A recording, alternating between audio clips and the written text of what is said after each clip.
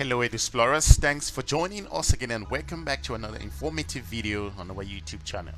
On to today's episode, we are taking you inside the African city of Lusaka. We shall bring to you the dirty history behind this amazing African capital and also explore with you in details. By the end of this video, you will know the history of Lusaka, Zambia, like never before seen. So without any more delay, we should just go straight into it.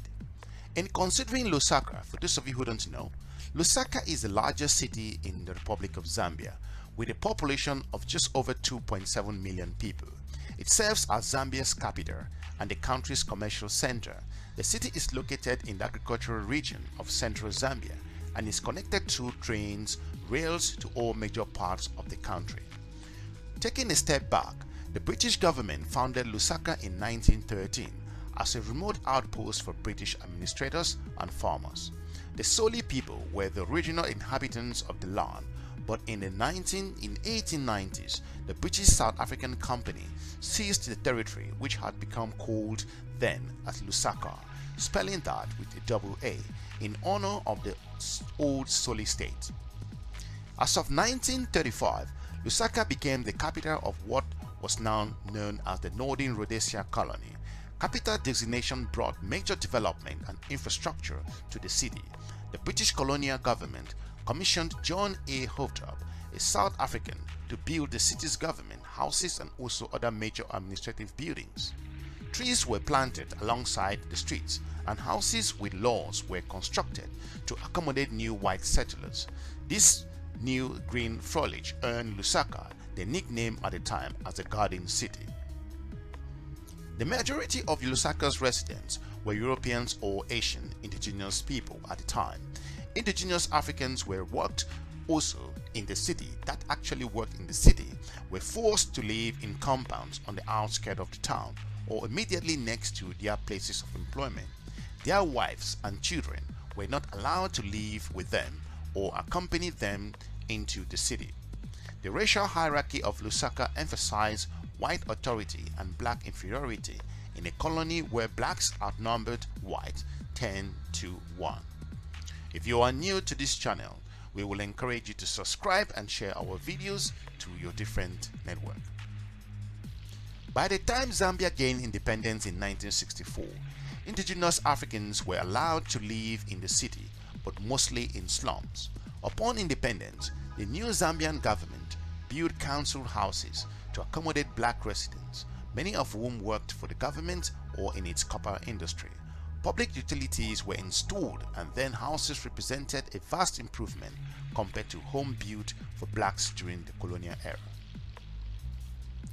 Lusaka's population doubled from 126,000 in 1963 to over 260,000 that was in 1969. In 1966, the University of Zambia opened its city to educate all residents of Zambia at the time.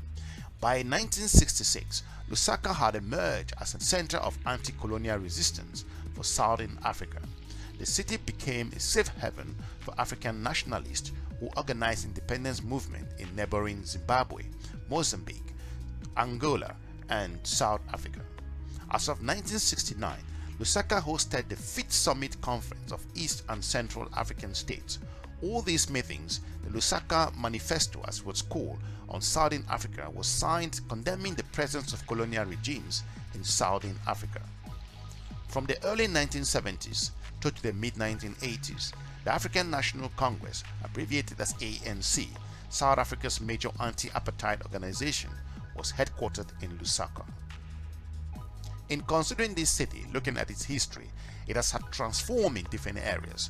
Lusaka has some amazing characteristics in looking at its transformative nature, considering its colonial history and the impact it had within that particular region. Lusaka is Zambia's largest city. It produces textile, shoes, processed food and also cement. It is home to many notable institutions such as the Zambian National Assembly Building, the Lusaka National Museums, the Mulungushi International Conference Center, and the Kenet Kaunda International Airport and the University of Zambia.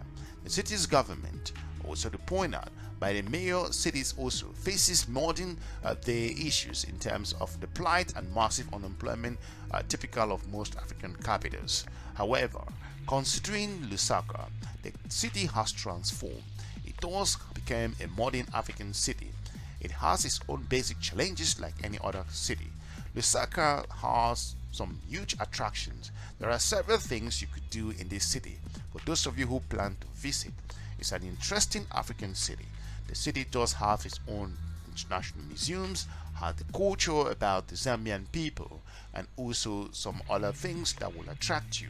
Many activities, touristic sites to visit, and also the contemporary Zambian food and also local things. You do have international experts who work and live in this African city. For those of you who plan to visit, Lusaka is transforming. Those have some different things. Those businesses with other countries around the world, infrastructural development, also working in the copper mines and different areas.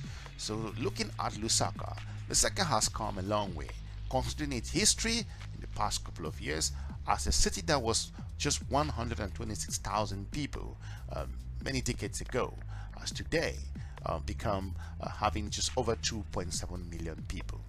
If you are new to our channel, we will encourage you to subscribe and share our videos to your different network. That's all what we got for you with regards to the city of Lusaka. For those of you who have never been to Lusaka, Zambia, we will encourage you to review the city and see if it's a place you can visit. Of course, we recommend that you check out Zambia. Zambia is an interesting place. Lusaka will amaze you considering its historic architecture and also the transformative nature of this African city. Lots of things happening there. For those of you who have been there, we would like to know what your experiences were. Have you been to Lusaka for business or you've been there for other trips? We would like to know in the comment section. And if you are from Lusaka, Zambia, or you are in Zambia watching the video, we would like to know what you feel should be things that people visiting this city should be expecting to see, or some tourist attraction and the best places for someone to visit. For now, I want to thank you for watching our videos. We are looking forward to meeting you again. If you are joining this channel for the first time, we encourage you to watch our other episodes concerning the African continent. So we want to thank you for watching. We are looking forward to meeting you again in our next episode. Bye bye.